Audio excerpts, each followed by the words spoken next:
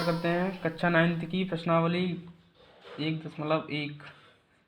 जैसा कि मैंने पिछली वीडियो में बता दिया है, परिमेय संख्या, अपरिमेय संख्या, वास्तविक संख्या, प्राकृतिक संख्या, तो उसको एक बार देख लें, अच्छे से समझ में आ जाएगा।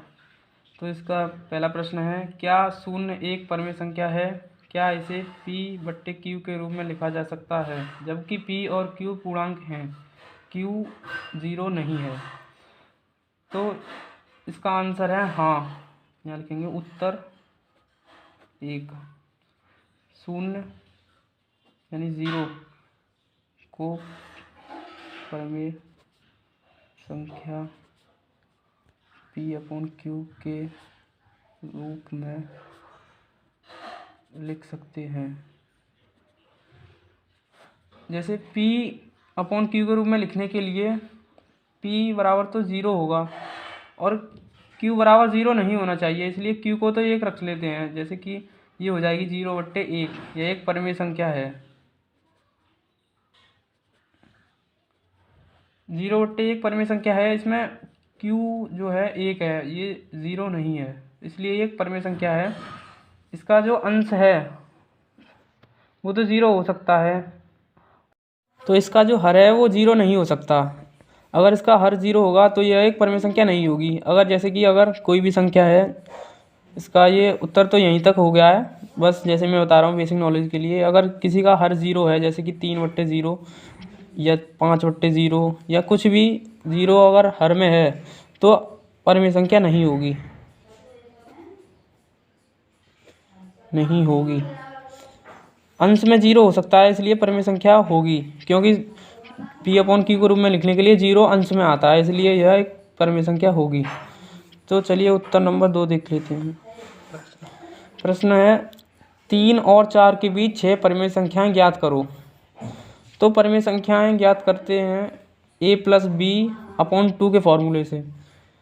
यह एक सिंपल फॉर्मूला है। जैसे कि 3 और 4 के बीच कितनी संख्याएं ज्ञात करनी? 6 के बीच 6 परिमेय संख्याएं। तो a+b/2 का जो फॉर्मूला है, इसमें a बराबर तो 3 और b बराबर 4 होगा, और 4 के बीच में परिमेय संख्याएं ज्ञात करनी है। तो यहाँ लिखेंगे पहली परिमेय संख्या। पहली परिमेय संख्या लिखने के लिए a+b/2 यानी कि a बराबर 3 और b बराबर 4/2 यानी कि 7/2 पहली परिमेय संख्या हो जाएगी। इसी प्रकार से सेकंड लिख देता हूँ, परिमेय संख्या। सेकंड परिमेय संख्या लिखने के लिए a बराबर कुछ भी लिख सकते हैं, जैसे a बराबर 3 है और b बराबर इसको 7/2 ले लेंगे, तो दूसरी परिमेय संख्या हो जाएगी 3 + 7/2/2। ये हो जाएगा 6 प्लस एलसीएम लेने के बाद 2/2, ये हो जाएगा 13, और ये ऊपर चला जाएगा 13 और 2 4। ये हो जाएगी दूसरी परिमेय संख्या। अब आते हैं तीसरी परिमेय संख्या। तीसरी को लिख देते हैं थर्ड परिमेय संख्या। थर्ड परिमेय संख्या लिखने के लिए a बराबर 3 ले लो, b बराबर 13/4। जैसा अभी पिछले कुछ इसमें लिया था, a बराबर 3 b बराबर 4 में a बराबर 3 b बराबर 7/2। इस प्रकार से a बराबर 3 b बराबर 13/4 लेने के बाद ये हो जाएगा 3 + 13/4/2। ये हो जाएगा एलसीएम 4 12 + 13/2। ये हो जाएगा 25, ये हो जाएगा 8। ये हो जाएगी तीसरी परिमेय संख्या। अब फोर्थ परिमेय संख्या। फोर्थ परिमेय संख्या के लिए a बराबर 3 b बराबर 25/8।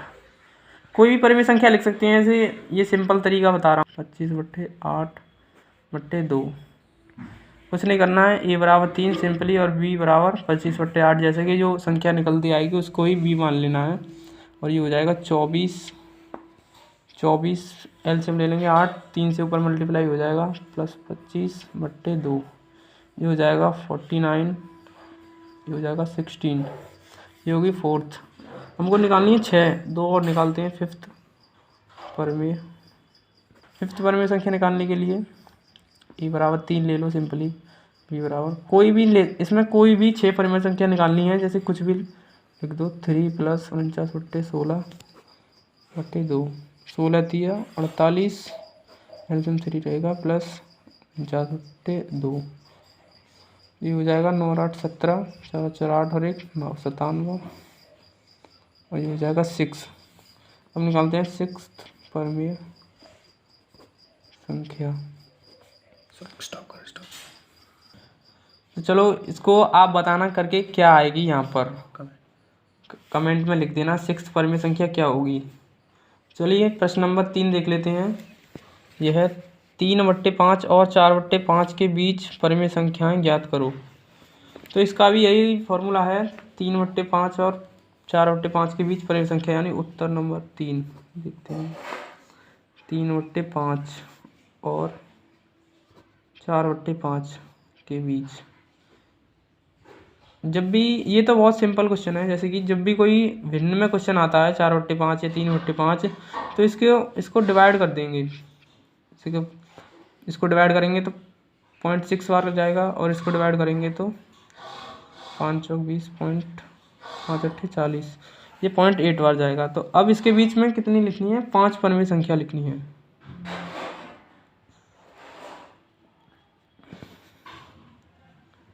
पाँच परमेय संख्या लिखनी है इन बीच। तो इसको तो सिंपल है, 6 1 0.62 0.63 0.64 0.67 0.6 कुछ भी लिख दो, 0.68 0.71 कितनी भी लिख दो, मतलब कि 0.8 के बीच में ही रहनी चाहिए। इसमें तो लिखवाया 5 परमेय संख्या लिखिए बस, कितनी भी लिख सकते हैं आप, जैसे 0.6 के बीच में है, 0.61 0.62 0.63 कुछ भी लिख दो, मगर 0.8 से ज़्यादा नहीं होने चाहिए। आप कितनी भी संख्याएं लिख सकते हैं, बस 5 लिखवाइए तो इनमें से कोई, तो इसका आंसर हो चुका है ये, इनमें से कोई 5 संख्याएं लिख दो। तो अब देखते हैं उत्तर नंबर 4। ये उत्तर नंबर प्रश्न देख लो, क्या निम्नलिखित कथन सत्य है। तो इनमें से पहला क्वेश्चन है, प्रत्येक प्राकृतिक संख्या एक पूर्ण संख्या होती है। यह एक सत्य बात है। पहले का है सत्य, क्योंकि जो प्राकृतिक संख्याएं होती हैं वो 1 2 3 4 5 ... n पदों तक गिन सकते हैं। पूर्ण संख्याएं होती हैं 0 1 2 3 4 5, ये n पदों तक। तो प्रत्येक पूर्ण संख्याएं मगर प्रत्येक प्राकृत संख्या एक पूर्ण संख्या होगी, क्योंकि जो प्राकृत संख्या होती है वो सभी पूर्ण संख्याओं में मिल जाती हैं, मगर पूर्ण संख्याएं प्राकृत संख्याओं में नहीं मिलती हैं। जैसे कि ये 0 है, 0 प्राकृत संख्या नहीं है। तो देखते हैं अब अगला उत्तर दूसरा, प्रत्येक पूर्णांक संख्या एक पूर्ण संख्या होती है। प्रत्येक पूर्णांक संख्या एक पूर्ण संख्या होती है, यह असत्य है। असत्य है क्योंकि पूर्णांक संख्या एक पूर्ण संख्या होती है। पूर्णांक होता है पूर्णांक -1 0, पूर्णांक का मतलब होता है इसमें ऋणात्मक धनात्मक 0 सभी आते हैं, वो होते हैं पूर्णांक। पूर्ण संख्याएं होती हैं जिनमें, जैसा कि ये ऊपर लिखा है, पूर्ण संख्याएं 0 1 2 3, इसी प्रकार से 0 1 2 3 4 5। तो ये प्रश्न कह रहा है प्रत्येक पूर्णांक संख्या एक पूर्ण संख्या होती है, तो ऐसा नहीं है, क्योंकि इसमें जो पूर्णांक है वो पूर्ण संख्याओं में नहीं आ रहा है, क्योंकि इसमें ऋणात्मक है, इसमें सभी धनात्मक हैं, तो इसलिए असत्य है। अब आते हैं थर्ड वाले ऑप्शन पे। थर्ड वाला है, प्रत्येक परमेय संख्या एक पूर्ण संख्या होती है। प्रत्येक परमेय संख्या एक पूर्ण संख्या होती है, ये भी असत्य है। कारण देखते हैं, क्योंकि क्योंकि परिमेय संख्या क्या होती है, मैंने पिछली वीडियो में आपको बताया था। परिमेय संख्या होती हैं जिन्हें P/Q के रूप में लिखते हैं, जैसे 1/2, 5/3। अब है पूर्ण संख्या। अब ये बोल रहा है प्रत्येक परिमेय संख्या एक पूर्ण संख्या होती है। तो इसमें परिमेय संख्याओं में भिन्न आती हैं और पूर्ण संख्याओं में कोई भी भिन्नात्मक शब्द नहीं, मतलब कि संख्या नहीं आती है। इसलिए यह असत्य वाक्य है। प्रत्येक परिमेय संख्या एक पूर्ण संख्या नहीं होती है, क्योंकि परिमेय संख्या P/Q के रूप में लिख सकते हैं, मगर पूर्ण संख्याओं को लिखने के लिए उसमें 0, 1, 2, 3 पूर्ण संख्या होती हैं। जैसे कि परिमेय संख्याओं में 1/2, 5/3 होता है। हो गया, यही बोलूँगा। बस इतना ही है। प्रश्नावली 1.1 कंप्लीट हो चुकी है। इसका मैं PDF डाल दूँगा, उस पर इंस्टाग्राम पेज पे मिल जाएगा आपको।